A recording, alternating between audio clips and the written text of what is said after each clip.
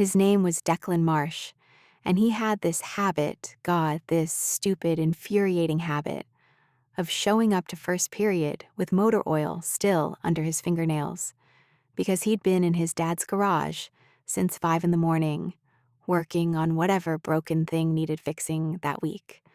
17 years old and already the kind of boy who fixed things. I was 16. He was 18. And I thought I understood what that meant, the 2-year gap, the way he drove and I didn't, the way he paid for things without counting the change. I thought that was the whole of it. The age difference is measured in licenses and pocket money. I didn't know it would one day measure out to a lifetime. We met in AP English October. Mrs. Calloway had us annotating a stranger's poem leave notes in the margins, reactions, questions. She said it was random pairing. I've always suspected she knew exactly what she was doing, Mrs. Calloway. She had that look about her. The poem she gave Declan to annotate was mine. I'd written this embarrassing thing about my grandmother's garden. Heavy-handed symbolism. The kind of stuff you write at 16 when you think melancholy is a personality. And in the margins, in this cramped left-handed slant, he'd written not nice imagery or good metaphor like everyone else. He wrote, "You're angry about something. The garden is just where you put it." I turned around in my seat and said, "Excuse me?" And he looked up and said, with zero apology, "Am I wrong?" He wasn't wrong. What people don't tell you about falling for someone at 16 is that it happens in the small, accumulated weight of ordinary things, not in grand gestures. For example, my mom had a fender bender in December, nothing serious, but the car needed work and my dad was traveling and she was stressed in that quiet way she gets, where she doesn't say anything but you can hear it in how she closes the kitchen cabinets. I mentioned it to Declan once. In passing, not even asking for anything, just talking. He showed up Saturday morning with his dad's toolbox and a box of donuts, like he was coming to fix a cabinet, completely casual. And he spent 4 hours in our driveway with my mom, who handed him tools and told him stories about her own father teaching her to drive on a dirt road in Ohio. And Declan listened the way he always listened. Like whatever you were saying was the most interesting thing he'd heard all week. When he left, my mom said, "Hold on to that one." I laughed it off the way you do at 16 because someone's mom telling you something means you immediately cannot take it seriously. I've thought about that afternoon so many times. The specific light of it. December in Massachusetts. That pale, flat light. My mom laughing at something he said. Declan with grease on his cheek, not knowing or not caring. The donuts going stale on the porch railing because we forgot about them entirely. I would give a lot to stand in that driveway again.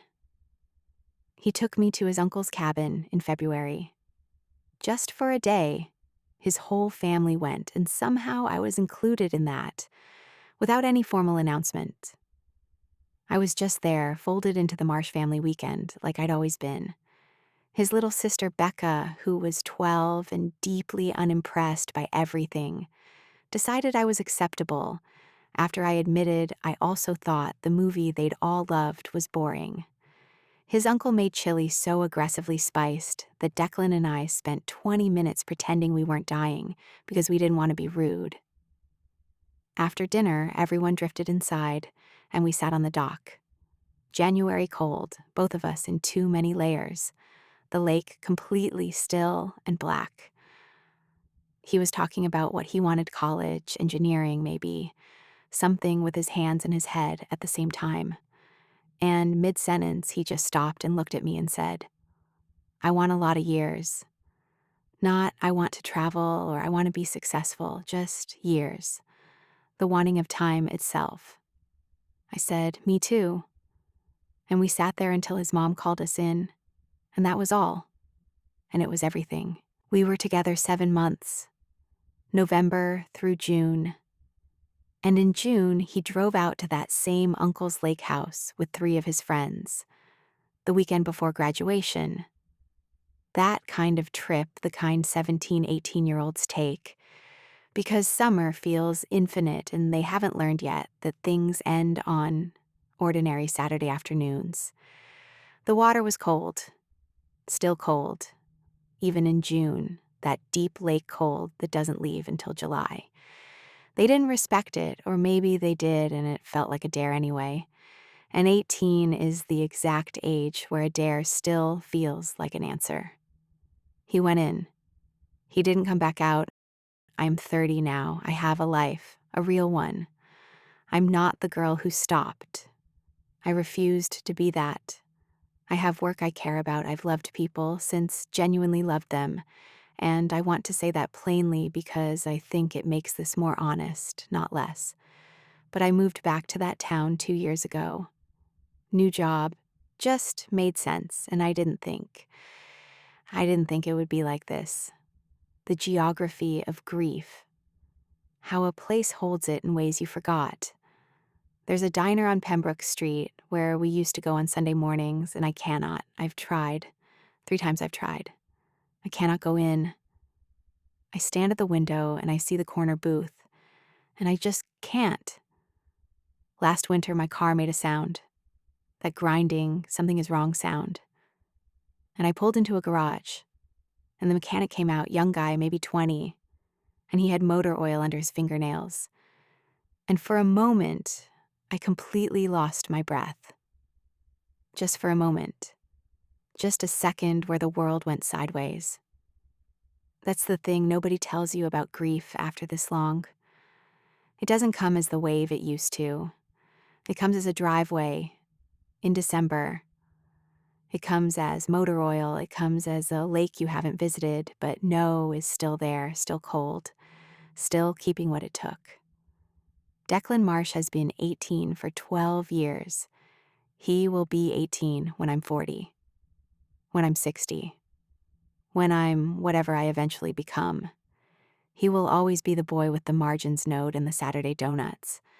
And I want a lot of years spoken quietly at the edge of a frozen dock. I think about the man he would have been. Not obsessively, more like noticing a gap in a bookshelf where something belongs. Natural, quiet, recurring. He would have been good at being old. I know that. I know it the way you know certain true things. You can't fully explain he had that quality even at 18. A kind of patience with time. A willingness to sit on cold docks and wait for things. He deserved the years. And I keep going. I keep going because he couldn't, and because he sat on that dock and said, I want a lot of years, and somewhere in that, in the wanting of it, he gave them to me. The years he couldn't keep. I try not to waste them,